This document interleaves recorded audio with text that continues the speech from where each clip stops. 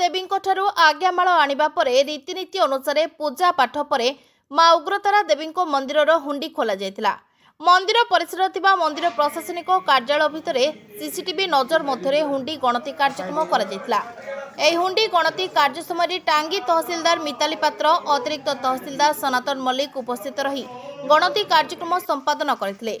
नुआगढ़ ग्राम panchayat SSG महिला मंदिर कर्मचारी कुमार पात्र, सुब्रत कुमार सामंतराय, सरपंच किशोर कुमार राउतराय, सुनीता हालदार, भूषणपुर फांडी अधिकारी प्रमुख उपस्थित रही गणति कार्यक्रम शेष करथिले।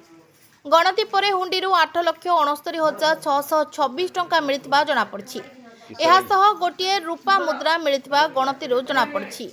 हुंडी गणति टंका को सिंगीपुर स्थित बैंक ऑफ इंडिया शाखार मंदिरर जमा खातार जमा कराजियो बोली जणा पड़छि। दशहरा परे एही हुंडी गणति कार्यक्रम करा जायछि। टांगीरू रामचंद्र परिडांक रिपोर्ट, साई संपूर्ण न्यूज।